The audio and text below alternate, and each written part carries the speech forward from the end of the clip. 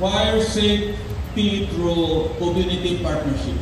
And this is what we do all year long, the whole year and years forward.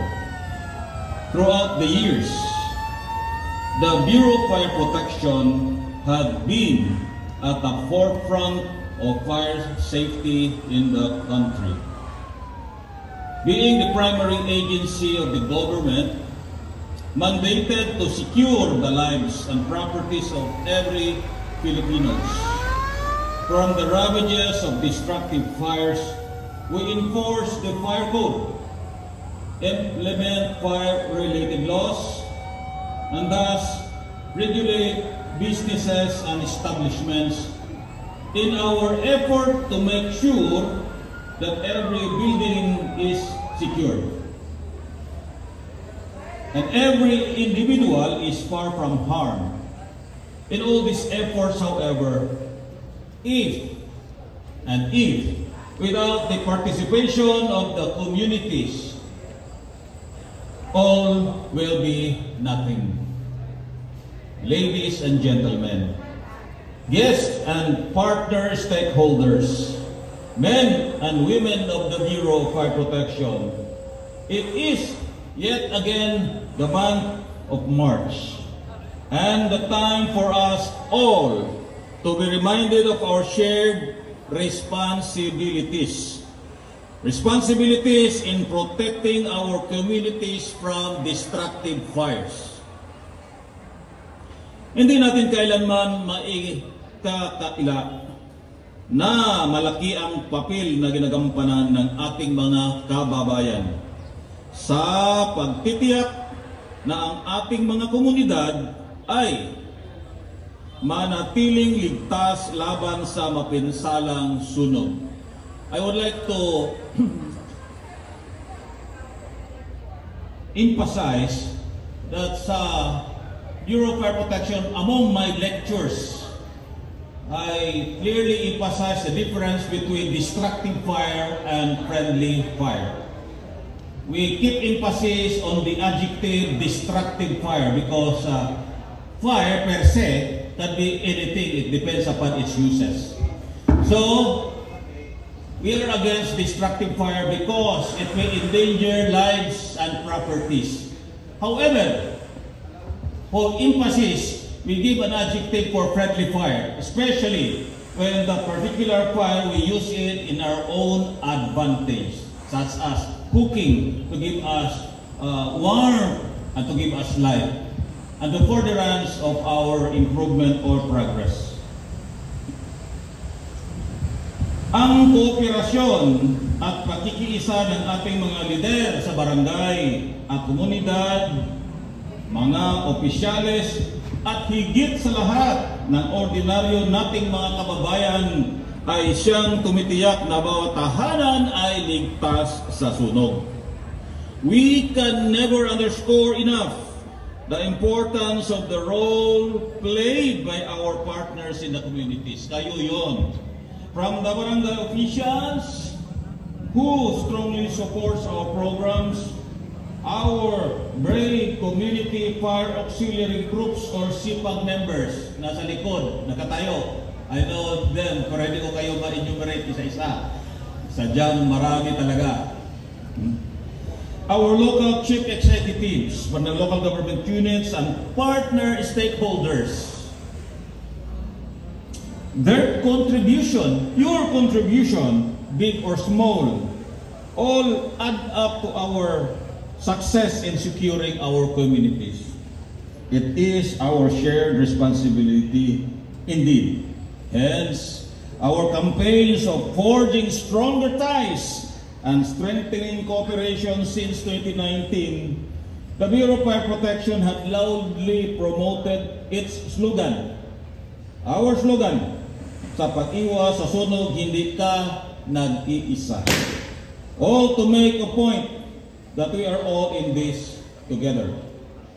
Kami sa Bureau of Fire Protection at kayo sa komunidad, nagtutulungan, nagdadamayan, mga bagay na kagaya ng simpleng pagsasabuhay ng ating mga fire safety tips sa ating mga tahanan, sa opisina, pagdalo ng mga lectures at mga community fire simulations at pagkakalat ng mga kaalaman against destructive fires.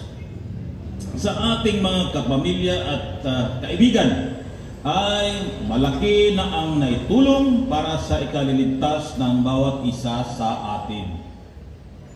Ngayong taon, ating binibigyang diin ang mahalagang papel na ginagampanan ng bawat isa, bawat miyembro ng komunidad sa pag-iwas ng sunog. Ating inilunsad ngayong Fire Prevention Month 2025 ang advokasya na nagsasabing, naglalayon, kaligtasan mo ay kaligtasan ko. Kaligtasan ko ay kaligtasan mo. Pwede ba natin sasabihin ito sabay-sabay? Ulitin ko ha. Kaligtasan mo ay kaligtasan ko. Kaligtasan ko ay kaligtasan mo. Sabihin natin sabay-sabay. Kaligtasan mo ay kaligtasan ko. Kaligtasan ko ay kaligtasan mo. Itong slogan na ito kung saan ating hinikayat ang bawat isa na magkaroon ng aktibong responsibilidad na isa sa isip sa bawat ginagawa ang maaring epekto nito. Sa buhay, epekto nito sa buhay at kaligtasan sa sunog o mapaminsalang sunog ng ating mga kasama sa pamilya. Kagaya ng pagpabaya habang nagluluto or habang gumagamit ng mga electrical appliances at iba pang aktibidad na alam nating maaring pagmulan ng mapaminsanang sunog or destructive fire. Subalit, isinawalang bahala.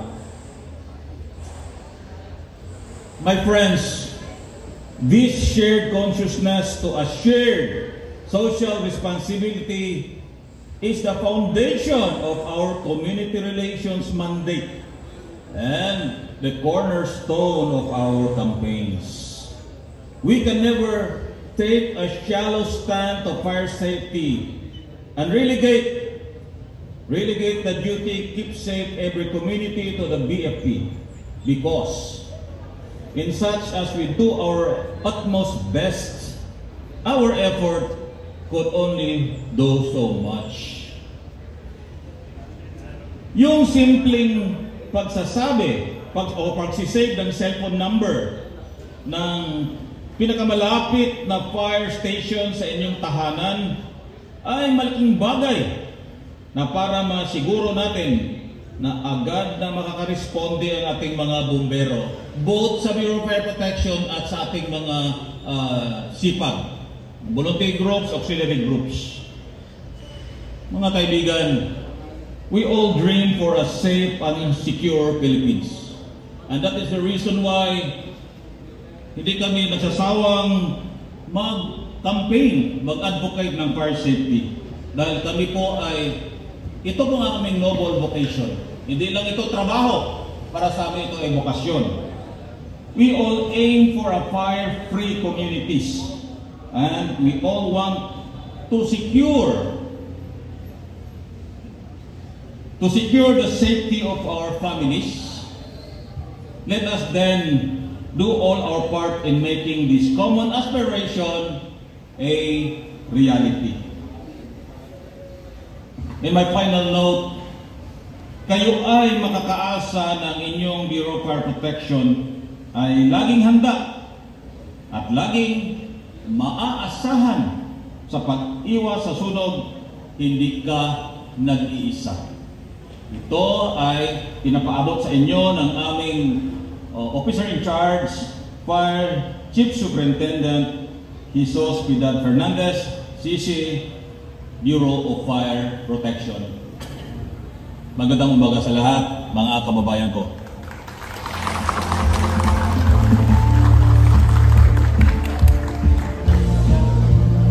Thank you very much to our guest of honor and speaker, Fire Senior Superintendent Richard B. Albutante. To our guest of honor and speaker, Fire Senior Superintendent V. Abutante. Sir.